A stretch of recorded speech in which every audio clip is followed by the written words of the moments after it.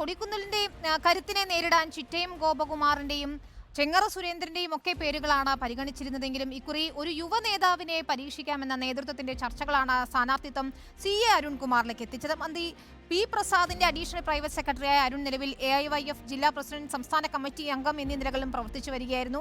ഇക്കുറി മാവേലിക്കരയിലെ രാഷ്ട്രീയ സാഹചര്യം ഇടതിനെ തുണയ്ക്കുമെന്നാണ് മുന്നണിയുടെ വിശ്വാസം. ചെറുപ്പക്കാരനെന്നതും പുതുമുഖമെന്നതും അരുൺകുമാറിന് അനുകൂല ഘടകമാണ്. CPIM-ഉം CPI-യും ഒരേ മനസ്സോടെ ചിട്ടയായ പ്രവർത്തനവും പ്രചാരണത്തിൽ നടത്തുന്നുണ്ട്. മാവേലിക്കരയുടെ ജനങ്ങൾ അവിടെ ഒരു മാറ്റം ആഗ്രഹിക്കുന്നുണ്ട് എന്നുള്ളത് വസ്തുതാപരമായ ഒന്നാണ്. അത് ഒരു വികസനത്തിൻ്റെ മുരടിപ്പിൻ്റെ ഭാഗമാണെങ്കിൽ അതിന് മാറ്റം ഉണ്ടാക്കാൻ വേണ്ടിയിട്ടാണ് ഇടതുപക്ഷ ജനാധിപത്യ മുന്നണി ഇത്തവണ തീരുമാനിച്ചിരിക്കുന്നത്. ഇടതുപക്ഷ ജനാധിപത്യ മുന്നണി അടക്കം കേരളത്തിൽ ഏറ്റവും ശക്തമായ പോരാട്ടങ്ങളുമായി മുന്നോട്ട് പോകുമ്പോൾ വരാൻ പോകുന്ന 20 സീറ്റുകളിലും ഉജ്ജ്വലമായ വിജയത്തോടു കൂടിയിട്ട് മുന്നേറാൻ വേണ്ടി പോകുമ്പോൾ ഒരു തർക്കവും വേണ്ട, നമ്മുടെ ഈ പറയുന്ന മാവേലിക്കര ഏറ്റവും സുരക്ഷിതമായ തരത്തിലേക്ക് വിജയിച്ചു വരുന്നതിനാവശ്യമായിട്ടുള്ള പ്രവർത്തനങ്ങളാണ് പ്ലാൻ ചെയ്തിട്ടുള്ളത്. ശ്രീജിത്ത്, റോഷിപാൽ പറഞ്ഞത് മാവേലിക്കരയ്ക്ക് ഒരു മനംമാറ്റവും ഉണ്ടാകില്ല എന്നാണ്. പക്ഷേ CA അരുൺകുമാർ എന്ന പുതുമുഖത്തിലൂടെ കന്യംഗം കുറിക്കുന്ന അരുൺകുമാറിലൂടെ എങ്ങനെയായിരിക്കും LDF നേട്ടം കൊയ്യാൻ ഉള്ള ശ്രമങ്ങൾ നടത്തുന്നത്? ഇപ്പോൾ പ്രചരണം ഏതാണ്ട് അതിന്റെ ഉച്ചസ്ഥായിയിൽ എത്തുമ്പോൾ എന്താണ് അരുൺകുമാറിന്റെയും LDF-ന്റെയും പ്രതീക്ഷകൾ?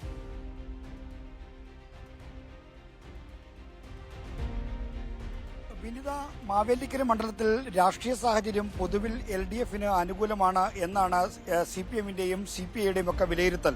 മണ്ഡലത്തിൽ ഉൾപ്പെട്ട 7 നിയമസഭാ മണ്ഡലങ്ങളിൽ 7ലും LDF MLA-മാരാണ് ഉള്ളത്. കുട്ടനാട്, ചെങ്ങന്നൂർ, മാവേലിക്കര, ചങ്ങനാശ്ശേരി, കുന്നത്തൂർ, കൊട്ടാരക്കര, പത്തനാപുരം മണ്ഡലങ്ങളിലെല്ലാം LDF-ന്റെ MLA-മാരാണ്. അതുകൊണ്ട് രാഷ്ട്രീയ സാഹചര്യം തങ്ങൾക്ക് അനുകൂലമാണ് എന്ന് LDF ഉറച്ചു വിശ്വസിക്കുന്നു. ഇതുമാത്രമല്ല LDF-ന്റെ ആത്മവിശ്വാസത്തിന് കാരണം, മറിച്ച് കഴിഞ്ഞ 2009 മുതൽ, അതായത് ഇന്നത്തെ മാവേലിക്കര മണ്ഡലം ഉണ്ടായി മുതൽ പിന്നീട് ഇങ്ങോട്ട് എല്ലാ തവണയും കൊടിക്കുന്നിൽ സുരേഷാണ് ഈ മണ്ഡലത്തിൽ പ്രതികരിക്കുന്നത്. ഒരു മാറ്റം വേണമെന്ന വികാരം മണ്ഡലത്തിലുടനീളം ശക്തമാണെന്നും ആ മാറ്റത്തിന് അനുകൂലമായ വോട്ട് തങ്ങൾക്ക് ഗുണകരമായി മാറുമെന്നും LDF-ഉം CPM-ഉം CPI-യും ഒക്കെ തന്നെ കരുതുന്നുണ്ട്. അതുകൊണ്ട് തന്നെ ഈ മാവേലിക്കര മണ്ഡലത്തിൽ ഇത്തവണ വിജയിക്കാൻ കഴിയുമെന്ന ഉറച്ച പ്രതീക്ഷയാണുള്ളത്. കൊടിക്കുന്നിൽ സുരേഷ് നേരത്തെ വിനീത ഈ മാവേലിക്കര മണ്ഡലവുമായി ബന്ധപ്പെട്ട കാര്യങ്ങൾ വിശദീകരിക്കുമ്പോൾ ചൂണ്ടിക്കാണിച്ച പോലെ അദ്ദേഹം 9 ഇലക്ഷനിൽ മത്സരിച്ചു, 7 തവണ MP ആയി. അപ്പോൾ ഇത്രയും അധികം നീണ്ടകാലം അവസരങ്ങൾ ലഭിച്ച തെരഞ്ഞെടുപ്പിൽ മത്സരിച്ച ഒരാളിനേക്കാൾ പകരം പുതുമുഖമായ ഒരാൾ ജയിക്കുന്നതല്ലേ എന്ന തരത്തിലുള്ള വികാരം ജനങ്ങൾക്കിടയിൽ ഉണ്ട് എന്നും LDF നേതാക്കൾ ചൂണ്ടിക്കാണിക്കുന്നു. അപ്പോൾ പുതുമുഖമായ ആദ്യ വോട്ടെടുപ്പിൽ മത്സരിക്കുന്ന CA അരുൺകുമാറിന് അനുകൂലമായി ജനങ്ങൾ മാറും. പ്രത്യേകിച്ചും യുവതലമുറയൊക്കെ തന്നെ ഒരു മാറ്റം ആഗ്രഹിക്കുന്നുണ്ട്. ഈ മാറ്റത്തിന് അനുകൂലമായ വോട്ട് തങ്ങൾക്ക് ഗുണകരമായി ഭവിക്കുമെന്ന വിശ്വാസമാണ് LDF-നെ മാവേലിക്കരയിൽ മുന്നോട്ട് നയിക്കുന്നത്.